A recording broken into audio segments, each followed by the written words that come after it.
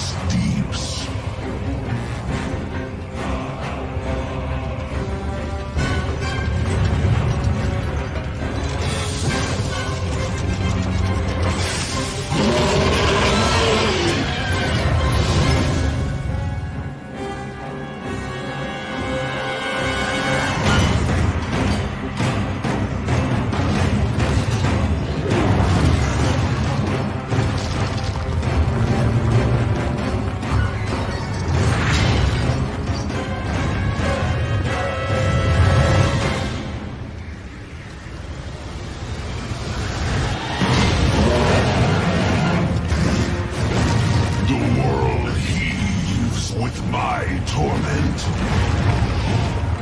Its wretched kingdoms quake beneath my rage.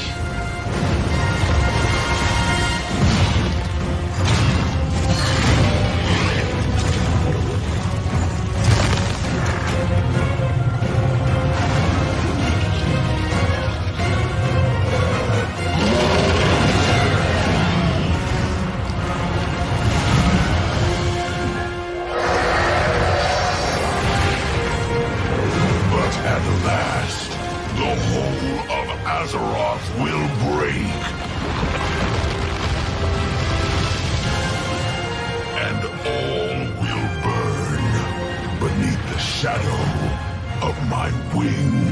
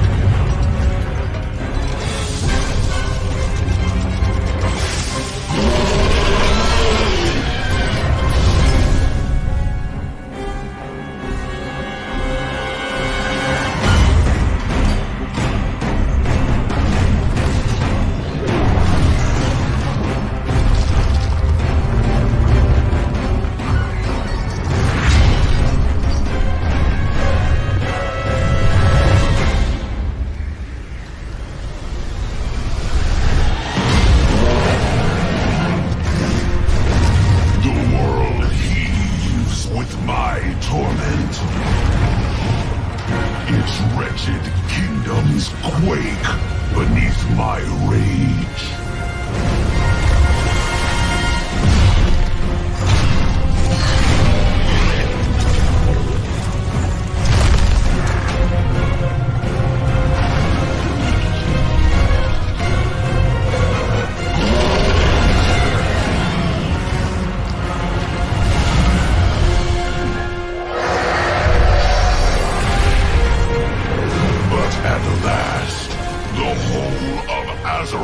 Will break,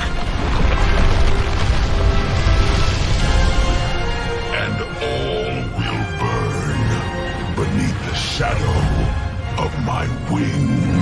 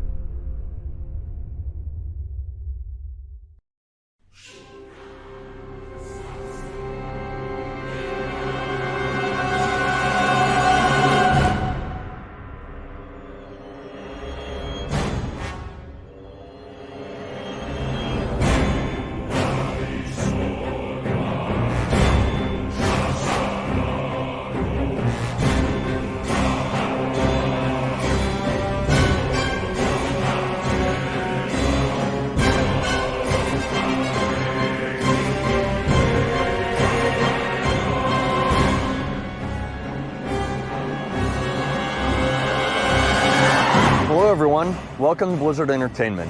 I'm Frank Pierce, one of Blizzard's co-founders. Today, we're going to be giving you a behind-the-scenes look at the making of World of Warcraft's newest and most exciting expansion yet, Cataclysm.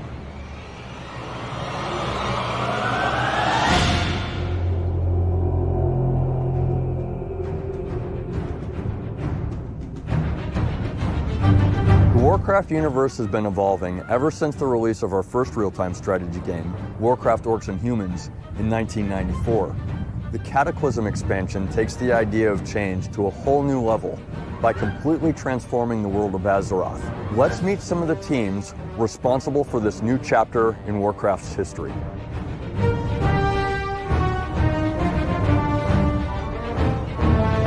Welcome to the World of Warcraft development team area. In these offices, designers work on everything from developing quests to fine-tuning battleground mechanics. So for Cataclysm, the team was faced with the challenge of redesigning Azeroth. To give you some more insight, members of the team are going to talk about the game's design, programming, art, story, and of course our main villain, Deathwing.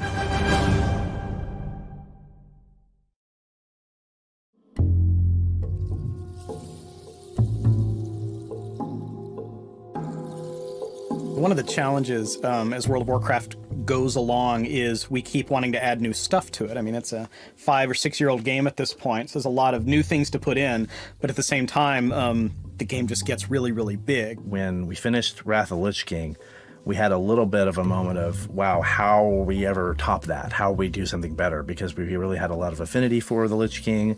He obviously is a person who has a lot of story and a lot of history in the Warcraft universe. Bringing that story to a close felt really incredible and felt really epic. And we didn't really know originally how we were gonna top that.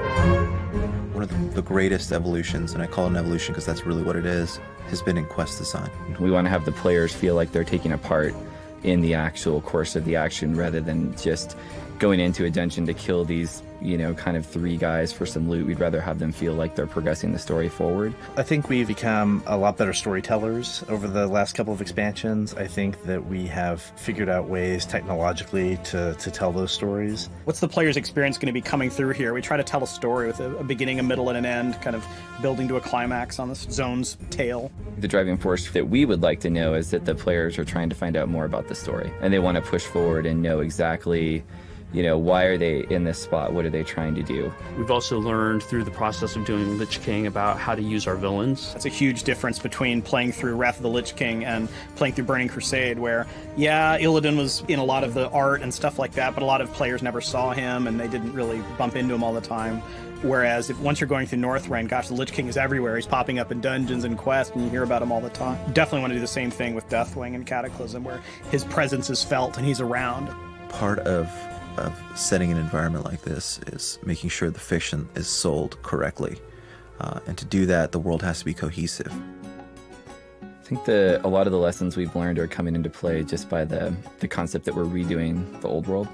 Probably an order of 30 to 40 of the old world zones that are at least moderate to heavily redone. Looking back at the old world and counting all the zones and trying to figure out how long it's going to take and how much time we have to spend on each zone, it's kind of like, oh my god, there's so much here to work on. When we set up initially, we set up a kind of a master list of zones. And then we made 2 columns. One is questing, and then one was level design. We went through those zones and classified them into 3 categories, essentially: high, medium, and low. For basically how much each zone sucked for both of those categories. We took that list and we just started essentially doing a triage of sorts. We really just kind of sat down and went through the zones hand by hand and just said, okay, what's important for us for this expansion? Some zones, actually we thought we were okay level design wise, but just needed some quest help. Some zones needed a lot more level design help than they did quest, but in a lot of cases, zones that were really in bad shape or in bad shape for multiple reasons, and so in both ways. Examples would be Thousand Needles, Westfall, Lordaeron, Sunken Temple, Western Playlands, Stone Talon, Dead Mines, Silver Pines, Stormwind, Glock Modan, Blackrock Depths. There's a ton of stuff, basically. A good example would be something like the Barrens, a huge zone. For most players, really hard to get around. You didn't have mount speed and things like that. So we went back cut it into 2 zones. One of them being a horde-only zone, which is Northern Barrens, and that would be a 10 to 20 horde zone, and then the southern part of the Barrens, which became a 30 to 35 everybody zone. And then split it up, requested everything with better hubs and better flows. So I think what people will find is that when you're playing through something like that, it'll feel more similar to what a Northrend zone from a quest flow perspective felt like. You'll see new vehicle quests. It's just a lot of new tech and a lot of things that just make the flow a lot cleaner overall. Getting in under the hood and fixing all those has been a huge challenge. A lot of players might not realize how much smoke and mirrors there was behind, the curtains. It's the designers, that's what they do. They figure out ways to make awesome. And we have to kind of go, okay, that's awesome. Now let's actually make it work.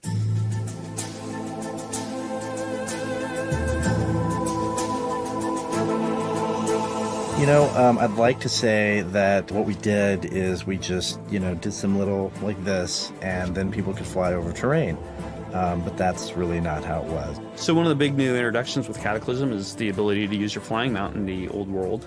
Obviously, this is something that has taken a lot of work for us. It's a bigger challenge than what most players might imagine. The reason we didn't do it, we hadn't done it sooner, is because of what that would entail, which was essentially redoing the whole world. When we thought, well, we got this expansion called Cataclysm coming out, and we happen to be redoing the whole world. So guess what? What better time, right?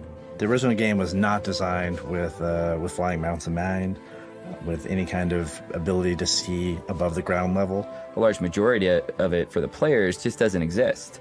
If you couldn't get there, we just didn't build it. Mountain ranges that had no backsides or coastlines that hadn't been detailed. We as game developers, we like to cheat a lot. And by cheat, we mean save ourselves time. And if you don't ever see it, then there's no reason to finish it. There's no reason to really make it look good. And so you can get away with a lot of trickery. Stormwind was one giant smoke and mirror, pretty much. It's all facades, and if you flew over Stormwind, it would just be a lot of really, really bad things. Cathedral in Stormwind was originally built in a way where it was just kind of floating above Stormwind, and you only saw the real cathedral as you came into the district where the cathedral actually existed. Stormwind was effectively almost a rework from the ground up in terms of making it actually work in a 3D environment space like that. And that was a monumental task, and they did an amazing job. Flying over, it's stunning. And the same for Orgrimmar. Aside from all the new stuff they did to it, again, same issues, and it looks amazing. In the process, we were actually also able to add some more to it. While we're making it flyable, let's go ahead and add in the things that we had always wanted to have. So something like Stormwind Keep was never really a building players could see, or really it was just kind of a texture on the side of a hill. So we took the opportunity to go back and completely build the keep out in 3D, redesign the interior so it makes a little bit more sense for the players, give it a huge courtyard out front with a huge statue of Varian Wrynn, really reinforced our new leaders that we have now. So not only are we trying to make the cities feel better and more usable for players, but we're also trying to reinforce the storylines of what's been happening. The storyline is very much centered around Deathwing's reemergence into Azeroth. So with the Cataclysm comes destruction. You can see the impact that Deathwing is having on the old world. You can see it in places like Stormwind, where he's crashed into the towers at the front of Stormwind gates. You can see it in places like Loch Modan, where he's kind of crushed his way through the dam at Loch Modan, causing a huge flood into the wetlands. We knew we wanted to show some destruction from Deathwing and Stormwind, but we didn't know exactly how we were going to do it. We were thinking about maybe making it look like he had burned some tops of the buildings, maybe he had knocked over some statues. And those things we did, and we just didn't feel like it had the impact that we wanted. So what we ended up doing is making a hard call, and we just destroyed the entire park district. It's just completely gone at this point. All our druid trainers are there, our Moonwell is there. We had a number of things there that we ended up having to relocate to other parts of the city. At the same time, it added a huge story element to the city. When we were originally designing the zones for Cataclysm, we knew we had to come up with 5 new zones, and each had to feel unique. And one of the big pitches that we had was for a zone called Vashir, which was going to be our first ever underwater zone. Challenges of doing an underwater zone, aside from everything not working, it's hard to target, it's hard to fight. Even if you're moving at run speed, for example, it's going to feel slower because you don't have anything to ground you. 3D combat is really hard, and we're not like a flight sim. So it's like, if you're playing a flight simulator game, you have all this heads-up display with all the little whoopie-doo arrows and circles on the edge of the screen and all that stuff that tell you your target's over there, your locked target's over there, incoming missile from the right. Well, this is a fantasy game. That doesn't make any sense. Nobody likes swimming. I don't think I've played a game that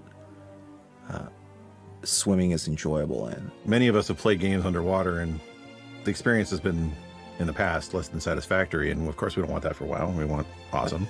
That's what Blizzard does. We do want to convey the vastness of the ocean, of the sea, and we want to make sure that people feel like they're underwater. But we don't want the issues that come with being underwater. So how do we make a 3D environment like underwater swimming feel good? The answer, put you on the floor. We came up with a concept of sea legs, essentially. Through a series of quests, you earn your sea legs, and we allow you to walk on the ground. And then what we do is occasionally, not every quest, but occasionally send you up to swim. What's cool about the sea legs effect is that while you're walking underwater, if you press the space bar to jump, essentially, you go into a swim. So it does feel like a free-form swim, but it feels magical too. We actually got our animation team on board with doing a special series of animations for all the races to really make it feel like you're running and walking underwater, and that turned out awesome. We also created an entire new art kit. We did a ton of research and we came up with just a huge number of corals, of new creatures. We have a whale shark creature down there that I think is the size of possibly a whole dungeon. It's huge. You'll see it swimming around in the zone. I think it's kind of a good example of how we sometimes take things way too far past where they need to be, but what we end up with is something that's really amazing in the end.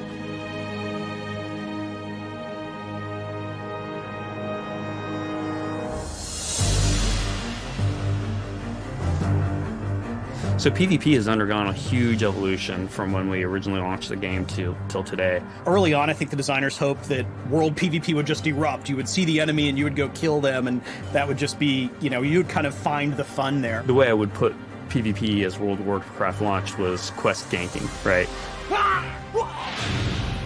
Cataclysm, kind of the next step, is to go back to the battlegrounds, which we thought did a really good job of capturing that orcs versus humans feel. The inspiration for the new battlegrounds is oriented around giving players new environments, but with familiar gameplay. One of the battlegrounds is called the Battle for Gilneas. Art-wise, we went with a Gilneas art kit. The gameplay style is 3-point AB style map. The other one is Twin Peaks, and Twin Peaks is a capture the flag style battleground. So rule set wise, it'll feel very similar to Warsong Gulch. When they get there, it'll feel familiar. They'll know the storylines because they've played through the quests there, so it won't feel like something foreign. So you can get together with your friends, make a team that goes into battlegrounds and get any type of PvP rewards available in the game. We're trying to make sure that we maintain a better balance of that original vision of battleground mayhem versus the skilled arena battles, the tight, intense, small, teamwork-oriented kind of stuff. And trying to make sure that we get the best of both worlds. Hopefully this is going to be like what PvP was always meant to feel like. I'm sure by the time players are playing this, they'll know whether or not we were successful with that.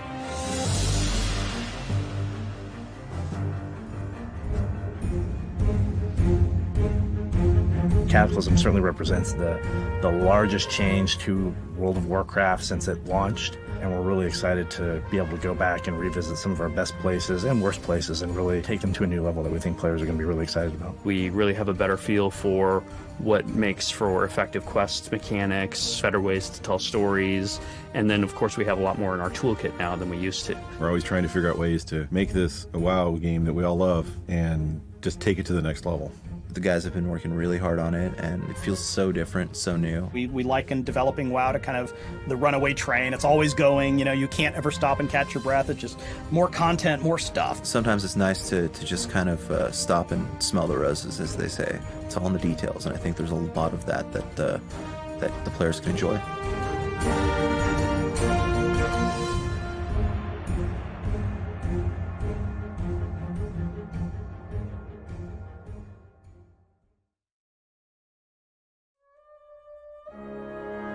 In addition to game designers and programmers, the team has some of the most talented artists in the industry. These folks create new heroes, monsters, environments, and gear. They bring style and character to the worlds that we play in. How do they do that? Let's go find out.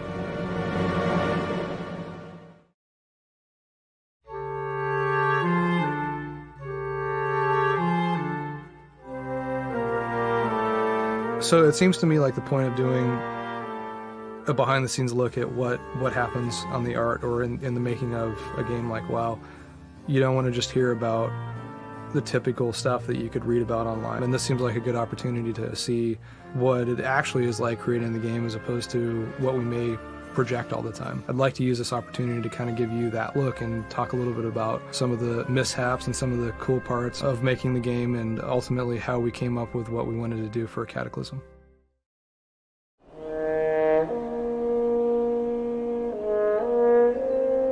Probably the biggest thing we've learned are things that the general players probably won't even notice. It's basically how we structure our team and how we can make a zone just more efficiently and more quickly. We have developed a very sophisticated art style. I would say that the original World of Warcraft was kind of the foundation for us to build upon with the next two ensuing expansions. We really want to try and emphasize the storyline throughout the whole game. I think it helps the player feel connected and feel like they know what's going on, with this expansion. One thing that was really important to us was to maintain a sense of familiarity in the zones that we were reworking so that people didn't travel into Ashara and see all the new goblin stuff, but also go, what the hell happened to the zone? It doesn't look like anything I remember it being. I think we would have failed if we got to the point where people were disappointed in how much we changed things. A certain amount of that is probably inevitable, but at the same time, we want to make sure that we're keeping things exciting and new, and this was an awesome opportunity to do that. So we centralized the whole process around the Cataclysm. But then you also have some pretty cool things like the Goblin and Worgen that give you an excuse to bring new architecture styles in, new storylines, and sort of help to fold those people into the Horde and the Alliance in ways that endear them to players.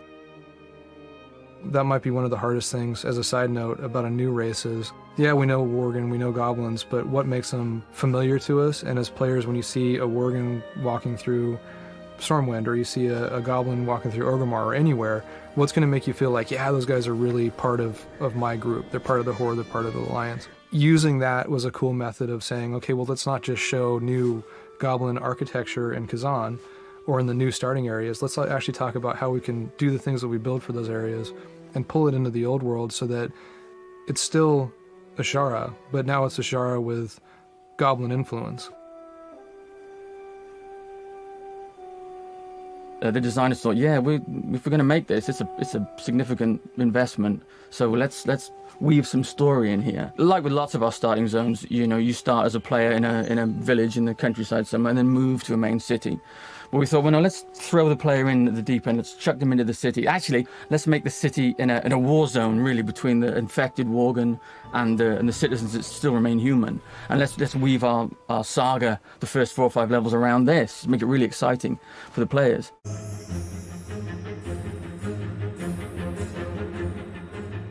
Used to be years ago when you make video games, a video game artist would make everything to do with the game. Not so on a game like World of Warcraft. There's a great relationship between concept art and design. It's a really, really smooth thing. I think both departments feed off each other. When design first tackle a zone, they do Illustrator maps, which are just, you get sheets of paper that have just got geometric shapes flattened, dotted about on them, just to show you location, scale, key points of interest and events. And I made the suggestion, well, these are fine for fundamental design documents, but would it be useful for you guys to have something a bit more arty to work from? Because the designers then take those Illustrator maps and start building the world out in 3D and kind of doing a sort of a fake isometric world. So I draw the little mountains in. It looks like really, really old maps from sort of 400 or 500 years ago. So you get little scribbly drawings for buildings, and here's a couple of spiky trees to suggest a forest, and you get a feel for the topography, for the geography, how the zone fills out. So I did a few of those initially for Gilneas and gave them back to the designers. They went, "These are fantastic! Why haven't we been doing these all along?" Our main goal as the dungeon team is to be the support for the design. Take what they give us and interpret it into an art asset, which is challenging, but it can be a lot of fun as well. And there's a lot of going back and forth between the design and art. In terms of looking at the whole art and design of the project, there are a few Few bits and pieces, few races, few baddies that we did that I really liked. I think probably Twilight's Hammer ended up being, for me, the most significant. They are the minions of Deathwing. Being that he's the major villain for this expansion, obviously we wanted to make sure that we tied him into a lot of the things that we were doing and made sure that it was always building towards when you would eventually, or if you would eventually meet up with him. Most visual impact on what we were doing artistically would be the Cataclysm and what happened when he came into the world.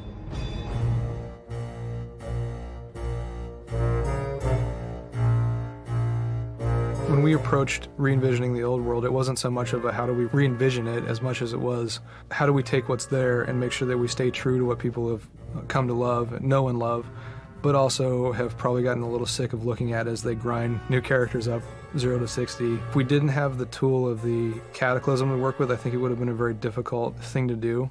The Cataclysm helped out a lot just in the sense of, well, what are we going to do to change the Barrens? Let's put a big crack in the middle of it and change it into northern and southern, and that gives you like a central theme.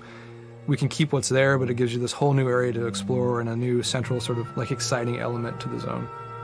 The old world simply was not designed to be flyable and to go to places you normally wouldn't go if you were just on the ground. So we had to go in and figure out how the roofs are going to match together. And ironically, I found out later that when they were building the original game, it did have roofs, and then they deleted them.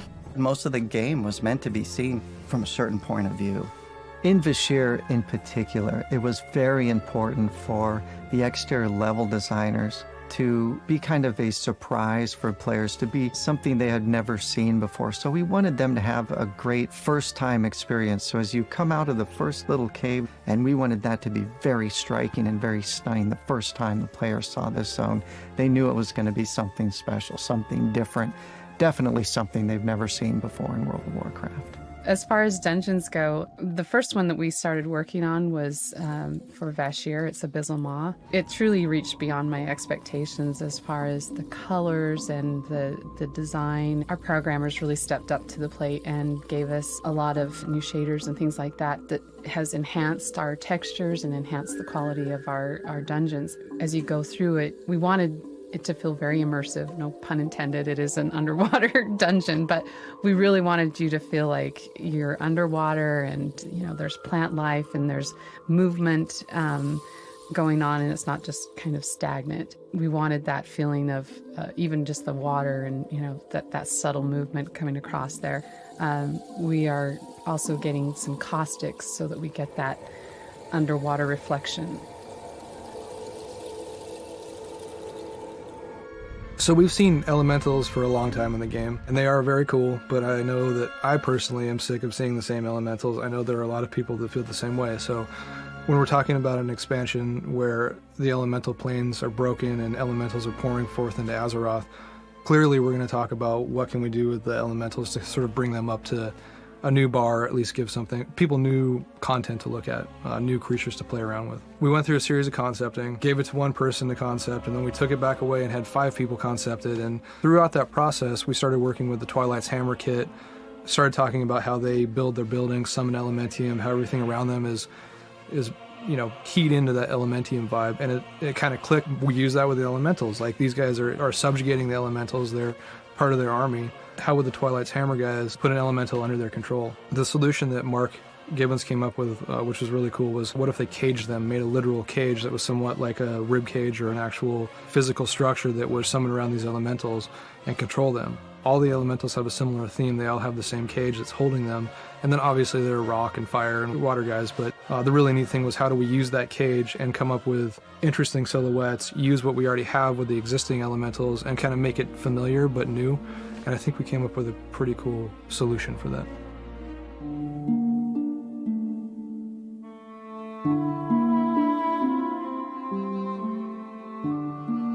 People ask an awful lot about where you get your ideas from, where does inspiration come from? And for a long time I struggled to answer that, because what I've realized now is it's not a conscious process. It's the subconscious brain that percolates ideas. And when you sit down with a piece of paper, if you're ready to draw stuff, it's because your subconscious has told your conscious what to do. So the worst thing for me is to sit down with a blank piece of paper and have no idea what I'm going to draw. The subconscious, it's like a muscle you have to exercise, and you have to feed it. It's interesting being somebody who's not necessarily involved with the day-to-day creation process on a game like this. I mean, I am, but I'm not the person there that's building the models in every case, although I do go in and mess things up from time to time and people have to clean up after me. But what's really cool for me is to see a team of talented artists like we have, and really they're the most talented artists that I've ever worked with in my entire life, and see what they're able to not only do on their own on an individual basis, but also what they're capable of when they come together as a team.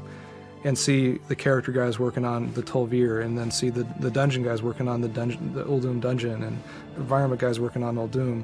And you would think that I would be the one that's sort of bringing them all together and making sure they're communicating. It's actually just this really crazy process of, hey, look at what I made, and that keys this other person. I go, wow, that's so cool. We could totally base a building off of that. Or that design on that character is really awesome. We're going to use that as a centerpiece for our dungeon. There is no human being who could ever set out and have the picture of what we create in their heads. It takes those people bringing their ideas together to come up with that ultimate project. And for me, that's inspiring.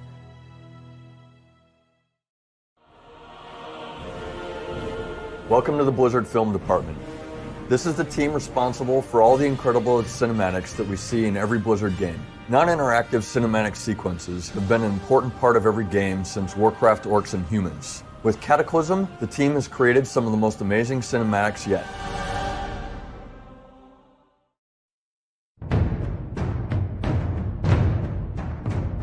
The opening cinematic for Cataclysm is basically a disaster movie. When we saw the effects cinematic and storyboard for my CG supervisor and myself, we both laughed a lot and just sort of looked at it and said, yeah, that's funny. Where's the real cinematic? You know, good joke. But seriously. Every shot had some sort of destruction or some sort of force or some sort of earthquake or wave or something going on. Having all these sets that we got to pull apart, I thought, well, that's just going to be easy. And I was wrong. We were concerned about not necessarily getting it done, but just sort of how it would all come together.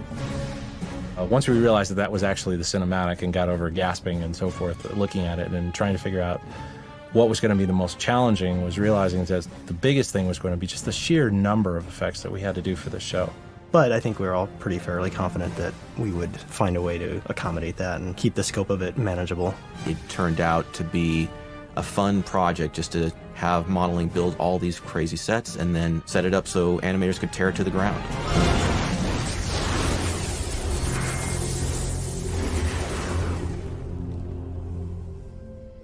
From a visual storytelling perspective, we wanted to show the darkening of the world.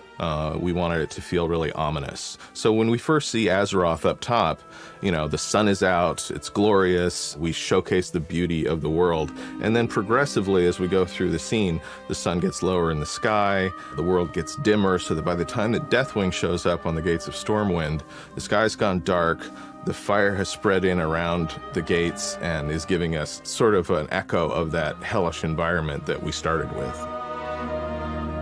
Try to give the audience a sense of progression of all the events that happened in the show, and hopefully to sell the scale and epicness of the whole thing that's going on, and also set up the momentum for, you know, the future events that will happen in the game. Initially, we also wanted to introduce our new playable races, the Goblins and the Worgen. We were very excited about bringing those characters to life. We had storyboarded scenes of the Goblins evacuating their erupting island, and the Worgen were going to spill out of Gilneas as the Greymane Wall falls down. It was going to be really cool, but then reality intruded because we realized that the sheer scope of the disaster effects was so labor intensive that we were going to have to make some hard choices about what we wanted to include. So we ended up refocusing on the core story, which was Deathwing devastates Azeroth. And when we did that, it became pretty clear that as cool as those character reveals would be, that was the sort of thing that could be handled very well in gameplay, and that it was probably better for us to leave those introductions to the game itself.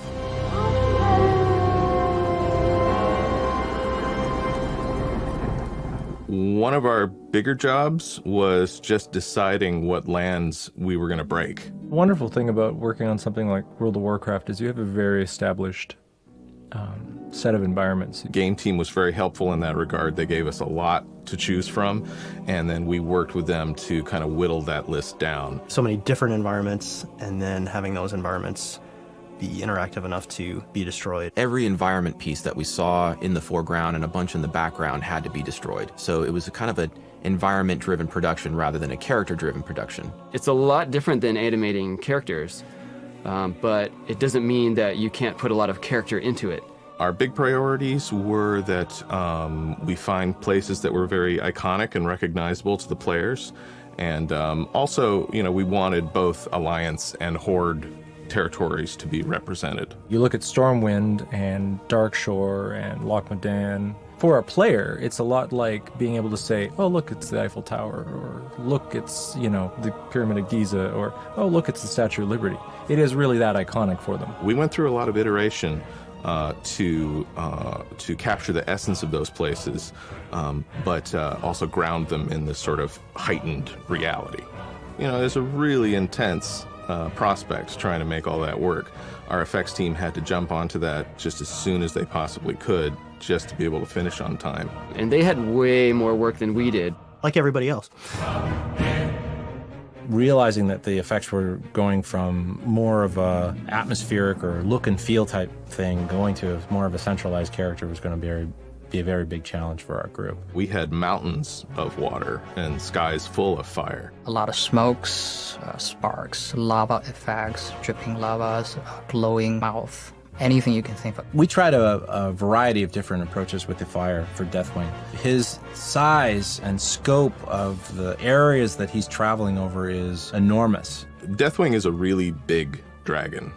He's like airliner big, right? He might be traveling as much, I think, in the Darkshore shot, as much as a mile away from camera and swooping over that in less than a minute. That presents its own unique challenges in terms of portraying that kind of scale. I was very afraid on a more macro level that we would build a fire or build smoke or embers or what have you, and that we would not be able to convey how big he really is. We definitely went for a more particle sprite-based solution initially because that seemed to be the right sort of choice given the distance that we're working, but it wasn't really giving us the look that we wanted or the feel of Deathwing's sort of fire curtain and that magical sort of fire that follows him wherever he goes. So we ended up actually going to a fluid sim. It was one of the largest fluid sims we've ever attempted. We actually had to up the memory on many of our boxes to make sure that we'd actually be able to meet the requirements and the detail level that we really wanted to make. Another challenging shot was Deathwing emerging from the lava. We were seeing many, many different parts of the body throughout the entire shot, and we have to sell the weight the whole time along the way. We used to call that shot the palm olive shot because he has his fingers in a bowl of lava. His nails are being done as he pulls his hand out of that lava and smashes it down on the rock. Overall, Deathwing's texturing and his look has just been a benefit for us. It was really made our jobs a lot easier. One of the real pleasures of doing Cataclysm was getting to design Deathwing himself. We knew that we were going to see him from all angles, so he needed to be believable from all angles. So we give him the full treatment. I saw the concepts and the 2D animatics, so I got a good sense of what the dragon was about, and I thought it was really cool. He has this inner evil energy inside of him that's bursting out. He is so full of molten fury that he needs a metal exoskeleton essentially to hold himself together. And so in addition to the neck and spine plates, which were more established in lore, we needed to make metal staples basically. I kind of saw it as metal stitches, kind of holding them together, and there's lava trying to seep out of it. My first impression, I thought he looked really cool, and I was pretty excited to realize him, or we to realize him from 2D to 3D. When it came to rigging Deathwing, we used the same character TD that we used for Sindragosa from Wrath of the Lich King. And what that did for us was it allowed us to get a character up and running very quickly based on the previous techniques that we had used. We need to do a series of poses thinking about all the different locomotion that he might be doing, such as flying or climbing or walking. We put him on all these different poses, and We consider the anatomy and the limb lengths. He sure deforms correctly, especially around the neck area. He had like really extreme poses of straight and also the S-curve. So we wanted to make sure that when it deformed, it would look good in both angles. In the end, it's really the best way that we need to tell the story. You know, how is Deathwing going to look and move in order to tell a story? Deathwing is a very complicated character, let me say that. Deathwing is a very complicated character, both to model and to animate.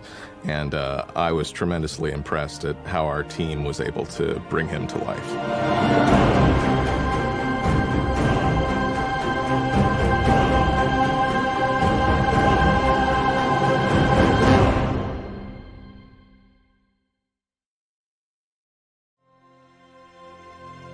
Cataclysm's antagonist is Deathwing, the dragon aspect responsible for the cataclysmic events in this expansion. To tell you more about Deathwing, here are some of the designers and storytellers that know him best.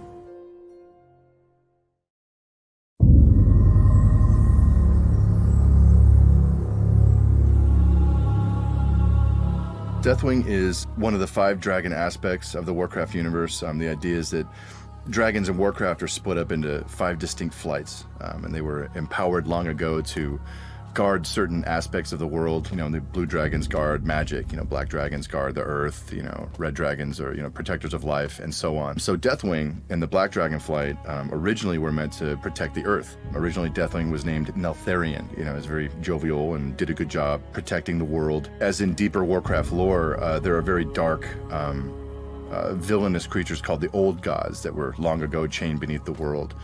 And I think their kind of crazy, maddening whispers over the millennia kind of seeped up from their subterranean prisons and drove Neltharion a little crazy, to the point where long ago he lost his mind, ceased to be Neltharion, and really became Deathwing.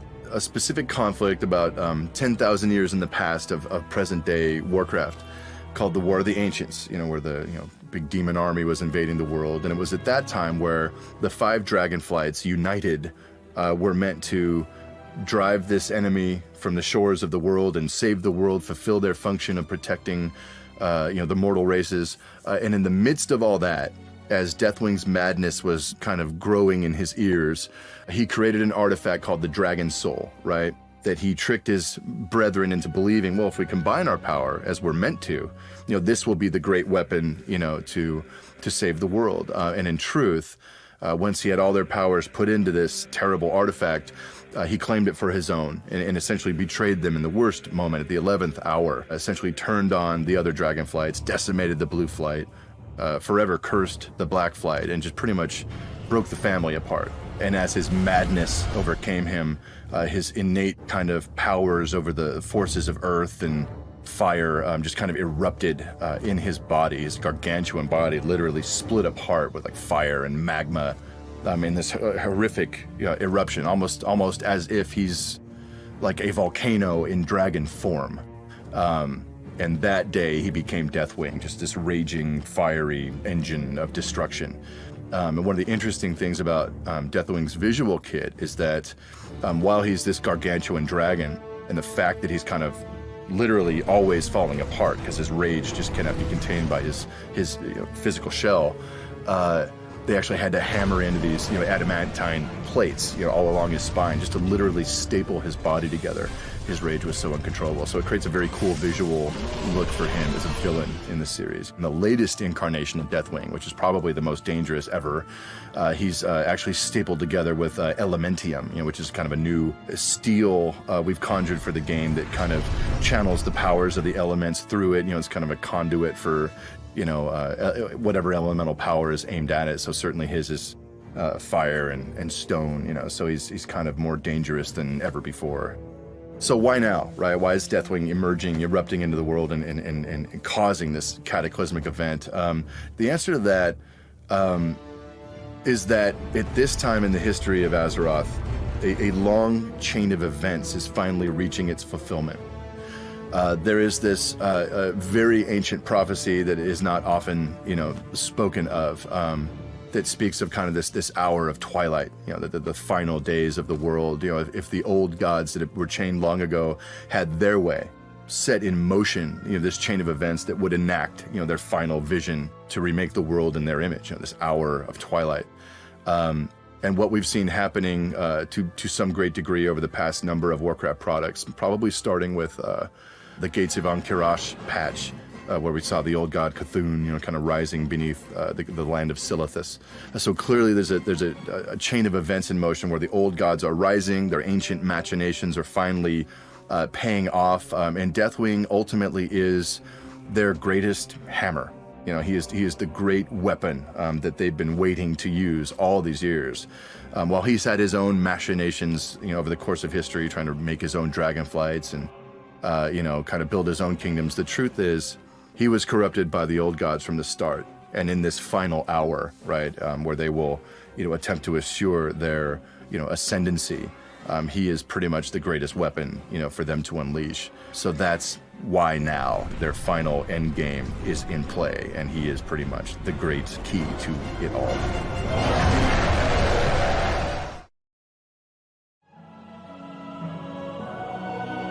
Warcraft's cast of characters keeps growing, and the epic storyline continues to evolve with each new expansion. To shed some light on the writing process, let's talk to some of the team's storytellers.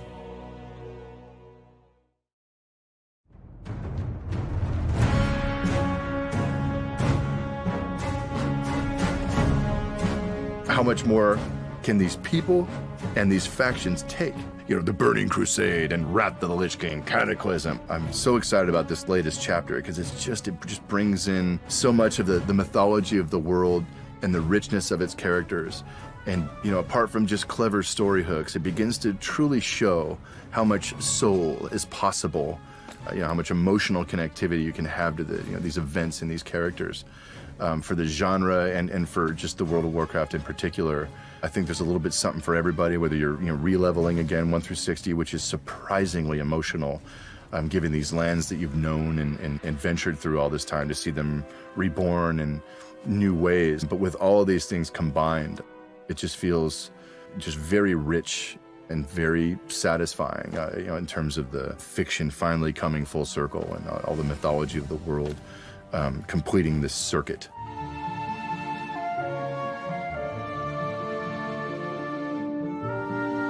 World of Warcraft's a 5-year-old game. It's got a huge history. And I was part of that history. I was a player. So to come in on Cataclysm, where we're going to redo some of the old world, that's really cool for me. As a player, I get all geeked up about it because I get to come in and I remember the quests I didn't like, and I remember the things that bothered me as a player. I get to fix them. I can actually go back to the old world and really fix this stuff up. It's all about upheaval. And it's not just the physical upheaval, but the political upheaval that's occurred. So Thrall, right? He's very central to events in Cataclysm. And in a lot of ways, he's kind of maybe like the most popular Warcraft character singularly. He's this interesting mix of kind of old school orc and but raised by humans, and kind of found a new way to lead the Horde, lead his people.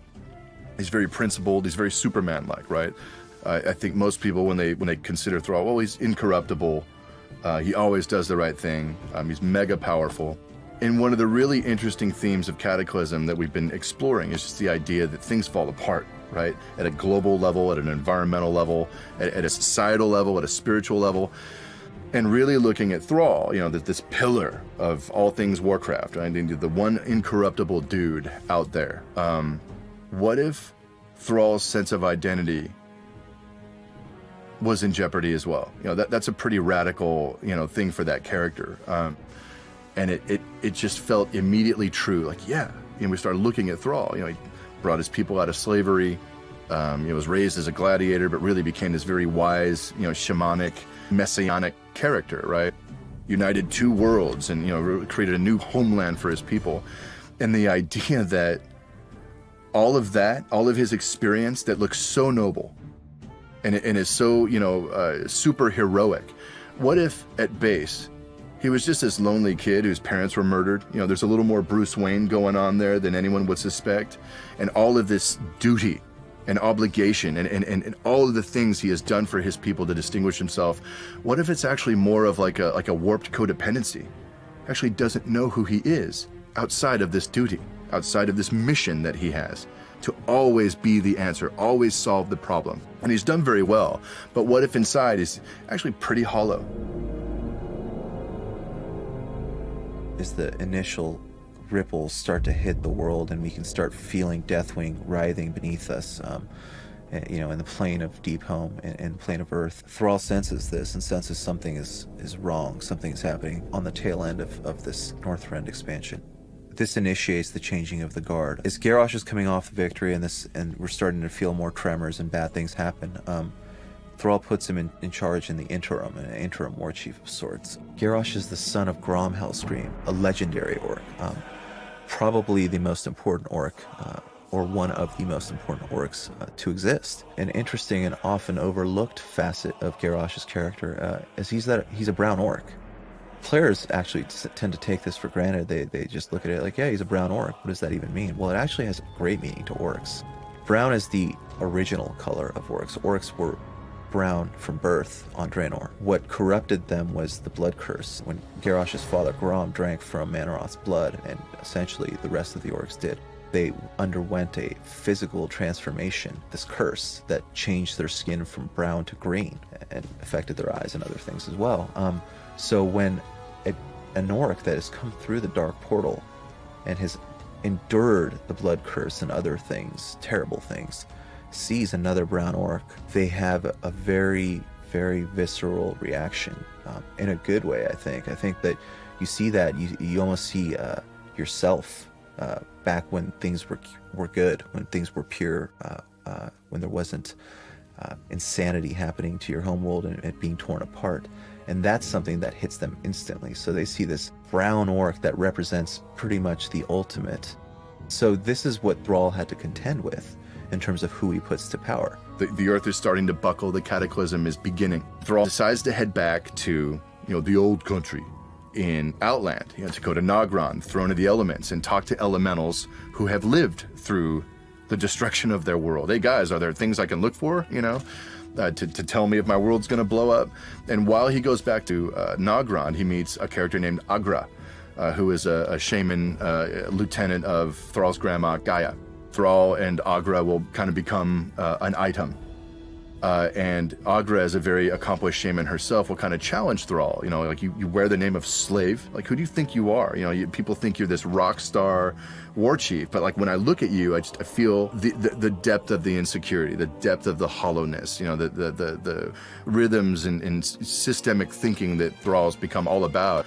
And she challenges him at that most innate level. Like, do you really did you really know who you are? Do you really believe, that the self, image you have is the truest you?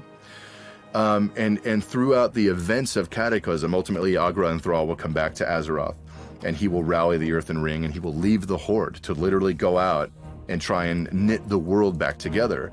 But over the course of his adventures, he will see who he truly is, and his own spiritual realization of the truth of him, of the power of his life, of his connectivity with all these characters and people that he loves, and the people that he loves. His own healing will ultimately empower him to play a big part in saving the world and healing the world, literally.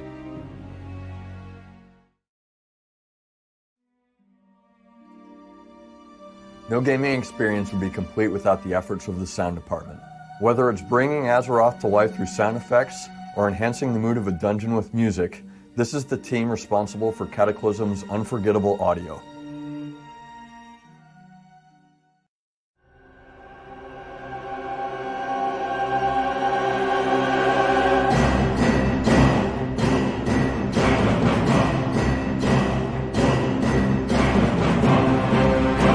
The sound department at Blizzard Entertainment is responsible for everything you hear, not only in all our games, but in the cinematics and the movies, the web, the marketing materials. Our main tools of our trade are music and dialogue and sound effects. These are applied across 3 very well-known game franchises that are all very different. It's really been a pleasure to work on this latest expansion of World of Warcraft, which is the Cataclysm.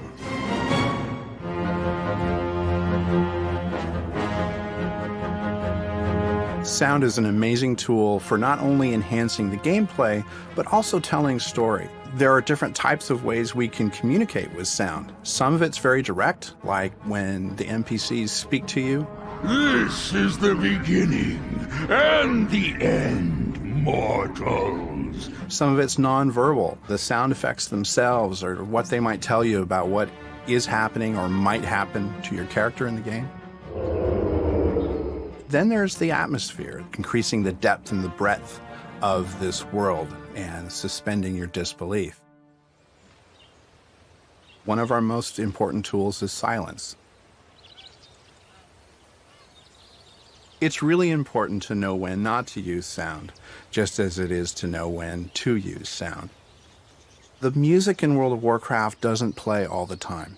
It, in fact, materializes out of the ambient sound effects background, and it plays and it reinforces where you are. And after the music plays, it doesn't just usually end with a bang, it recedes back into the ambience, so that the line between the music and the ambience is a little gray. Sound designers often say that if you've noticed the sound, that we've probably failed on some level. Unless, of course, it's something really big and epic.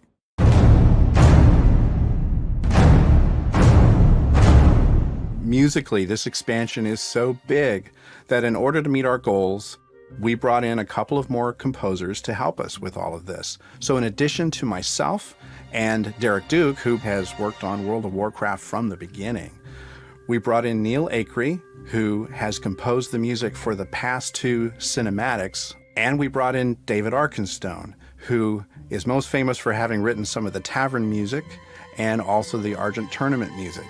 What I'd like to do is invite them all to join us and talk a little bit more about what inspires us, how we work, and I'm sure each person's answer will be different and interesting. So let's join the rest of the composers.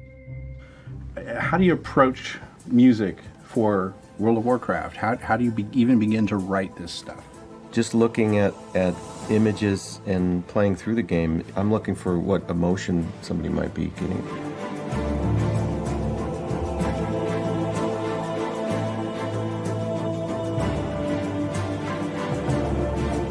It seems like there are a lot of themes that people really love and maybe we shouldn't be messing with.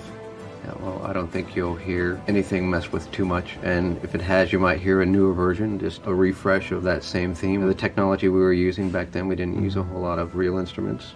It's kind of been a chance in this expansion to see some of that come to life in some different, more robust arrangements.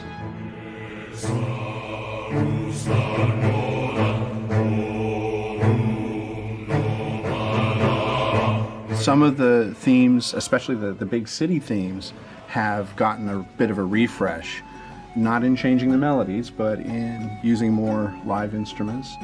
I put a group together to do music for all the taverns. We got to record that live with acoustic instruments, and it was pretty exciting.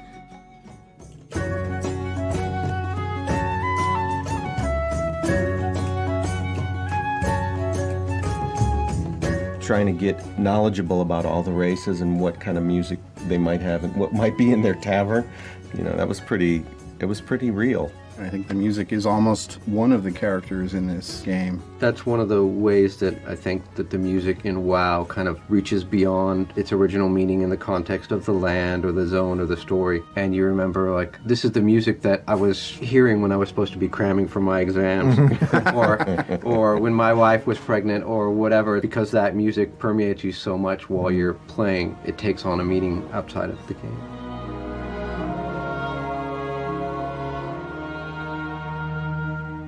I try to crystallize as much in my head before I get to the computer and the keyboard, because my tendency is if I attack the keyboard, it will lead me in a direction that I didn't have in my head, and like, oh, that sounds good and that sounds interesting, but it's a little farther away than what I had in mind. So I try to come at it with that and then spend the time, editing in the computer and preparing things for the orchestra or whatever else.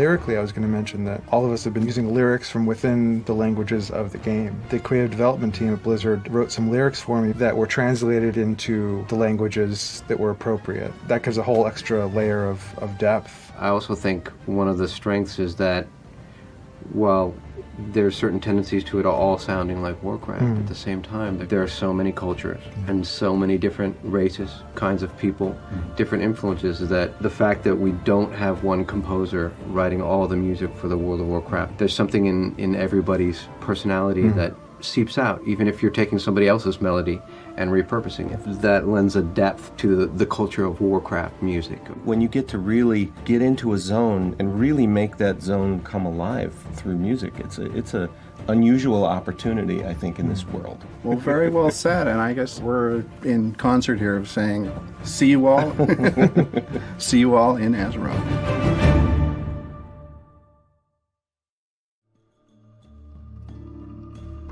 World of Warcraft programming is the backbone of the game. Without that, the game itself wouldn't even function. To give you guys an idea of how we make it all happen, we're going to talk to some of the team's software engineers.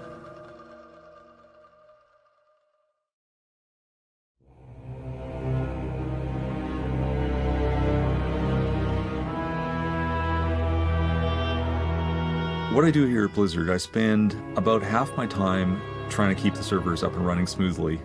There's always crazy issues that pop up that need to be figured out.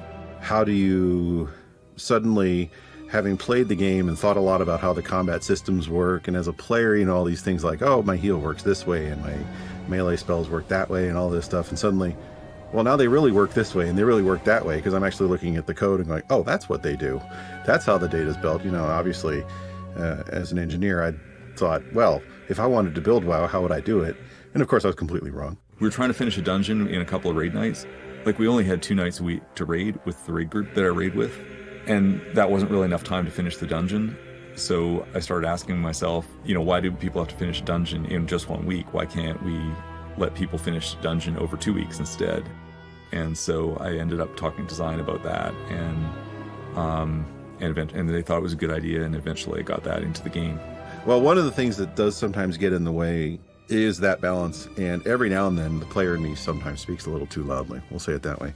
So sometimes we see some changes coming for like classes, and I go, wait, you can't do that, that would completely break the class. And of course it's not going to completely break the class, but fear change, you know.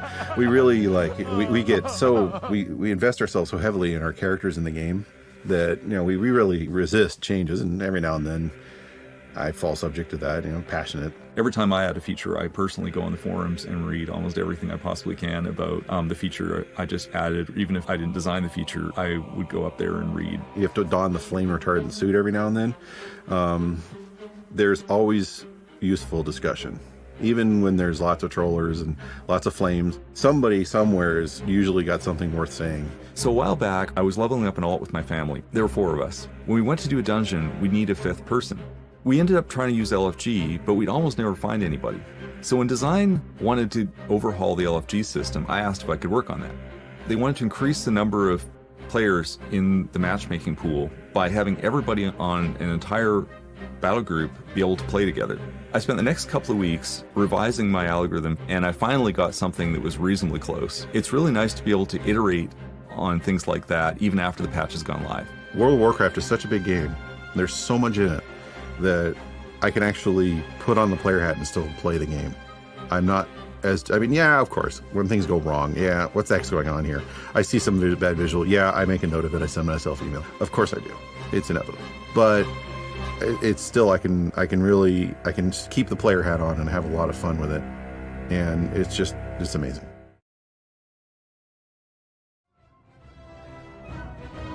Here at Blizzard, we're very excited about the upcoming release of Cataclysm and what it means for the Warcraft universe. Over the past several years, players have experienced some of the biggest moments in the history of Warcraft, from fighting the Burning Legion in Outland to battling the Lich King in Northrend. Now they'll be asked to save the world of Azeroth itself from complete destruction. So if you're up for the challenge, a new and fully transformed World of Warcraft awaits you, and I'll see you online.